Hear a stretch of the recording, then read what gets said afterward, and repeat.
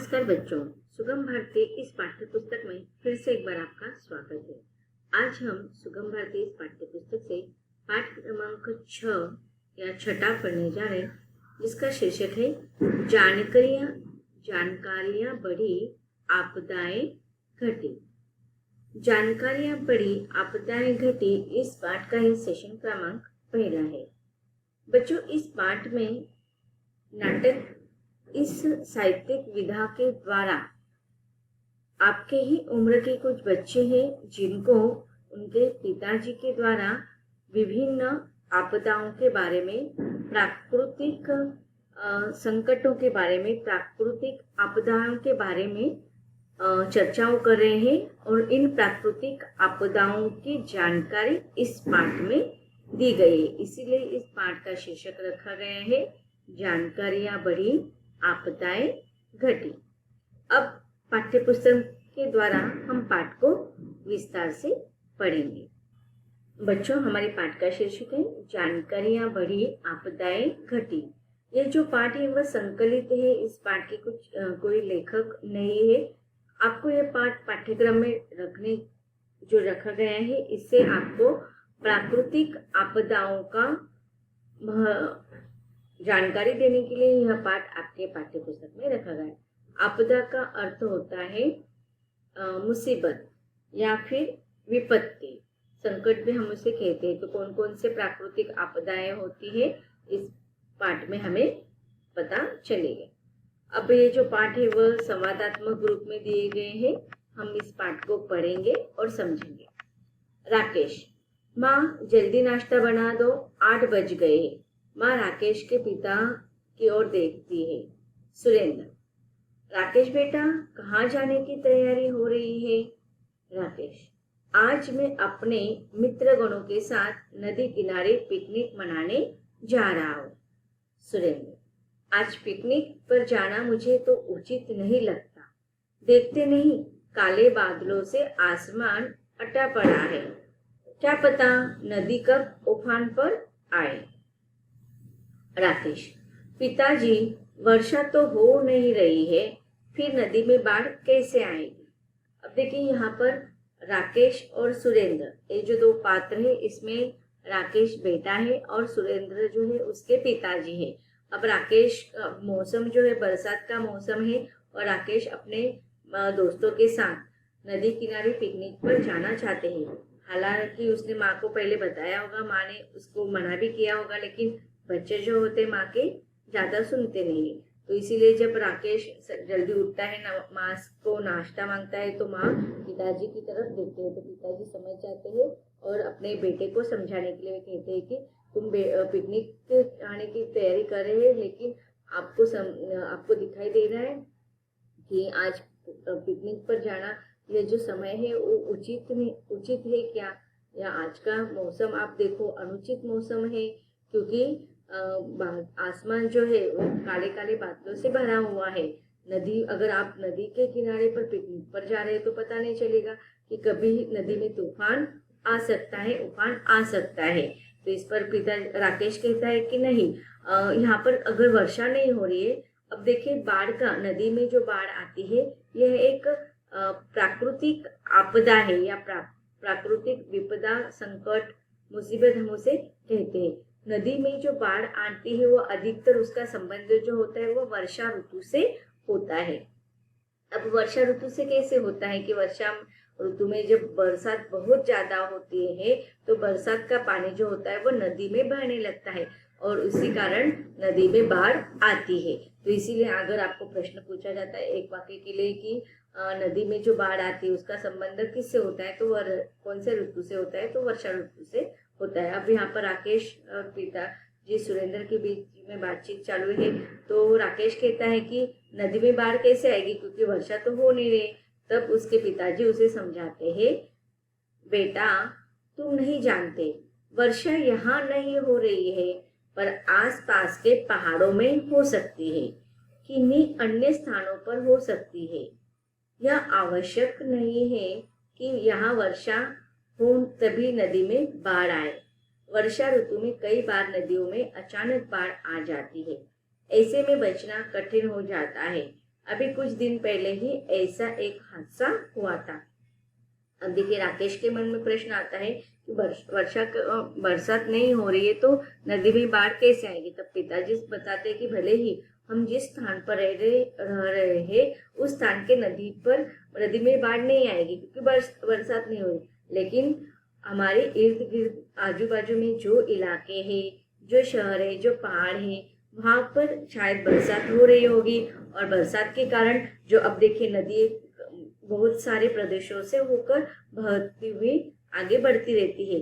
तो अगर हमारे शहरों में नहीं हो रही लेकिन अन्य पहाड़ी शहरों में हो रही है तो नदी का जो मेन स्रोत जो है वहां से अगर बाढ़ शुरू आना होगी तो आगे बहने वाले प्रदेशों में भी बाढ़ आने की संभावना होती है। इसीलिए यहाँ पर सुरेंद्र बता रहे हैं कि कई अन्य स्थानों पर बरसात हो रही होगी और यह आवश्यक नहीं कि वर्षा हो तभी नदी में बाढ़ आए। वर्षा ऋतु में तो कई बार नदियों में अचानक बाढ़ आ जाती है और ऐसे समय पर बचना बहुत कठिन हो जाता है। अब देखिए हम भी न्यूज़ पर, टीवी चैनल पर न्यूज़ पर देखते हैं या न्यूज़पेपर में भी हम देखते हैं कि बहुत सारे ऐसे हमारे महाराष्ट्र के बाहर या अन्य राज्यों में भी ऐसे बाढ़ आने वाले, नदियों में बाढ़ आने वाले प्रसंग या हादसे हमें पढ़ने के लिए मिल रहे। कभी कभी तो हमारे बहुत सारे नजदीक के रिश्तेदार भी ऐसे हादसे के शिकार हो जाते हैं। राकेश, अचानक बाढ़ आने का क्या कारण होता है। सुरेंद्र, अब देखिए यहाँ पर सुरेंद्र बताता है कि जरूरी नहीं कि बरसात जब होगी तभी नदी में बाढ़ आती होगी, लेकिन कुछ स्थान कभी कभी बिना बरसात के भी कारण, ऐसे कुछ कारण होते हैं जिसके द्वारा नदी में बाढ़ आ सकती है। तो अब राकेश ने प्रश्न पूछा है तो उसका उत्तर सुरेंद्र दे रहे हैं। कभी कभी ऊपरी इलाकों का पानी बाढ़ का रूप ले लेता है। तो अब देखिए हम जिस प्रदेश में रहते हैं वो अगर मैदानी भाग होगा तो वहां पर बरसात न होने पर भी जो इसके पहले की जिस जहाँ से नदी का बहाव आ रहा है, जो मुख्य उसका उगम स्रोत होता है, वहां अगर बाढ़ आई होगी तो उस इलाकों का पानी का बहाव मैदानी भागों के प्रदेशों में भी बाढ़ का रूप में आगे रूपांतरित हो सकता है। सुरेंद्र और राकेश के बीच में बातचीत चल रही, तब उनके दोस्त पंकज और रोहित, राकेश भी वहां पर आ जाते हैं राकेश के साथ नदी पर पिकनिक मनाने के लिए। तो उनका संवाद कंटिन्यू आगे है। पंकज, राकेश तुम अभी तक तैयार नहीं हुए। राकेश, मैं तो तैयार हूँ पर पिताजी। सुरेंद्र, राकेश, पंकज, रोहित, क्या तुम सब पिकनिक पर जाना चाहते हो। मौसम को देखते हुए नदी पर पिकनिक मनाने जाना ठीक नहीं है। पता नहीं प्राकृतिक आपदा कब आ जाए। रोहित, यह प्राकृतिक आपदा क्या होती है। अब देखिए बच्चे छोटे हैं, उनको यह आपदाएं क्या होती है, उसमें प्राकृतिक आपदाएं क्या होती है, इसके बारे में कुछ भी पता नहीं है, उसका अनुभव नहीं है। तो रोहित के मन में भी प्रश्न आ जाता है कि प्राकृतिक आपदा संकट क्या होता है। तो इस पर वह प्रश्न पूछता है। तो राकेश के पिताजी जो है वह सुरेंद्र जी उनको समझाते हैं। सुरेंद्र, मैं समझाता हूँ, आओ यहाँ बैठो। प्राकृतिक आपदा का अर्थ प्रकृति में अचानक होने वाले विध्वंसकारी घटना से है, जिससे जन धन की व्यापक हानि होती है तथा संकट की स्थिति उत्पन्न हो जाती है। तो देखो बच्चों, आपको प्रश्न पूछा गया है टेक्स्ट बुक में, नीचे भी आपको प्रश्न है कि प्राकृतिक आपदा का अर्थ क्या होता है। तो आपको इस प्रश्न का उत्तर यहाँ पर मिल जाएगा, आप यही उत्तर उसमें लिखेंगे। सुरेंद्र समझाते हैं, तीनों लड़कों को समझाते हैं कि प्राकृतिक और आपदा का अर्थ वो समझा रहे कि प्रकृति में जो अचानक होने वाले जो विध्वंसकारी जो होते हैं, विध्वंसकारी का अर्थ होते हैं कि विनाशकारी। तो विनाशकारी जो घटनाएं होती है जिससे क्या हो जाता है, जन और धन। जन का अर्थ होता है कि जनता, अर्थात जिस स्थान पर यह प्राकृतिक विनाशकारी घटनाएं होती है वहां पर रहने वाले लोग, यहाँ पर रहने वाले जनता, तो उन्हें हम जन कहते हैं। और धन, धन अर्थात कि देखो ऐसे प्राकृतिक आपदा में जैसे कि नदी में बाढ़ आती है तो लोगों के घर भी उसमें बह जाते हैं। तो लोगों के लिए यह सारे धन होते हैं, मतलब उनका घर, उनके सारे घर में रहने वाले जितने भी महत्वपूर्ण चीजें होते हैं वह इस प्राकृतिक आपदाओं में नष्ट हो जाती है। तो इसलिए यहाँ पर कहा कि जिससे जन धन की व्यापक हानि होती है तथा संकट की स्थिति उत्पन्न होती है, अर्थात संकट की समस्या निर्माण होती है। तो आपको यहाँ पर इस प्रश्न का उत्तर मिल गया है कि प्राकृतिक आपदा का अर्थ क्या होता है। तो यह आप परिचित उसमें लिखेंगे। आगे रोहित, ऐसी कौन कौन सी प्राकृतिक आपदाएं होती है? तो यहाँ पर सुरेंद्र बता रहे हैं कौन कौन सी प्राकृतिक आपदाएं होती है। बाढ़, सूखा, ज्वालामुखी, भूकंप, चक्रवात, मृदा अपरदन आदि कई प्राकृतिक आपदाएं हैं। आपको एक वाक्य के लिए प्रश्न पूछा जा सकता है कि प्राकृतिक आपदाएं कौन कौन सी होती है। तो उसका उत्तर आप लिखेंगे बाढ़, सूखा, ज्वालामुखी, भूकंप, चक्रवात, मृदा अपरदन। ये सारे क्या है? प्राकृतिक आपदाएं। प्राकृतिक का संबंध जो होता है वह निसर्ग या प्रकृति से होता है, इसीलिए उन्हें प्राकृतिक आपदाएं कहते हैं।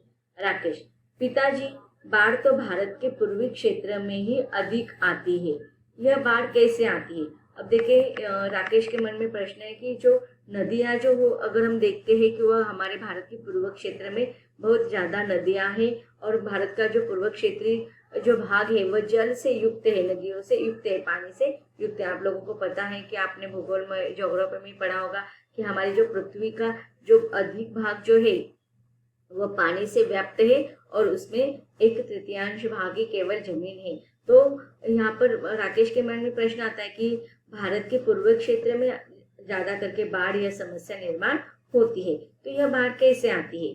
तो सुरेंद्र इसका उत्तर दे रहे हैं, बाढ़ का संबंध वर्षा से है। किसी प्रदेश में वर्षा अधिक मात्रा में होती है तो नदियां उफनने लगती है। बाढ़ का मुख्य कारण प्रकृति ही है, लेकिन साथ ही मनुष्य के क्रियाकलाप भी जिम्मेदार है। अब देखिए यहाँ पर सुरेंद्र के द्वारा बताया गया है कि जो नदी में जो बाढ़ आता है उसका जो संबंध होता है वो वर्षा ऋतु से होता है, क्योंकि वर्षा ऋतु में अगर बरसात बहुत ज्यादा प्रमाण में आने लग जाती है तो उसका पानी जो होता है वो नदियों के बहाव से मिलने लगता है। अब देखिए किसी प्रदेश में अधिक मात्रा में बरसात होने से नदियां उफनने लगती है। नदियों का जो पात्र होता है वह को बहुत कम होता है, उसमें पहले ही नदी का पानी का बहाव चालू होता है, लेकिन जैसे ही क्या हो जाता है, बरसात का पानी अधिक मात्रा में आ जाता है तो उसका जो पानी होता है वो नदियों के किनारे के जो मार्ग होते हैं वह उसमें बाहर फैलना आरंभ हो जाता है, तो नदियों का पानी उफनने लग जाता है। और यही बताया गया है कि बाढ़ का मुख्य जो कारण है वह प्रकृति है, लेकिन प्रकृति के साथ साथ मनुष्य के क्रियाकलाप भी जिम्मेदार है। देखिए अब प्रकृति और मनुष्य इन दोनों का एक दूसरे से बहुत ही निकट संबंध होता है कि दोनों का क्रियाकलाप जिम्मेदार होते हैं इन प्राकृतिक आपदाओं में। इसमें जो देखो कुछ प्राकृतिक आपदाएं जो होते हैं वो प्रकृति से संबंधित होते हैं, लेकिन कुछ प्राकृतिक आपदाएं जो होते हैं वो मनुष्य से संबंधित है। तो मनुष्य ने अपने स्वार्थ के लिए क्या किया, वृक्षों को कटवा दिए और वृक्षों की वजह से बरसात का प्रमाण जो है कभी मात्रा कम होता है, कभी ज्यादा मात्रा में बरसात आने लगती है। उसके साथ मनुष्य ने अपने स्वार्थ के लिए वृक्षों को कटवा दिए, तो इससे क्या हो जाता है, बरसात के पानी का बहाव जो होता है वो रुकने का मार्ग बंद हो गया है और इसीलिए वो डायरेक्टली नदियों के अंदर वो बरसात का पानी अधिक मात्रा में चला जाता है, जिससे नदियों का बहाव बहुत तेज तीव्र हो जाता है, नदियां उफनने लग जाता है। तो इस प्रकार बाढ़ का जो मुख्य कारण है वह प्रकृति और मनुष्य दोनों के एक दूसरे के क्रियाकलाप के द्वारा ही जिम्मेदार है। तो बच्चों इस प्रकार हमने इस पाठ के परिच्छेद में समझा कि प्राकृतिक आपदाएं उसमें प्रकृति जितना जिम्मेदार होता है उतना मनुष्य भी होता है, कि मनुष्य ने अपने स्वार्थ के लिए प्रकृति का उपयोग किया और प्रकृति ने फिर मनुष्य के उस क्रियाकलाप का रूप एक अलग रूप से धारण कर लिया। अब हम और भी प्राकृतिक विपदाओं के कारणों को समझेंगे, लेकिन इसके अगले सेशन में। धन्यवाद।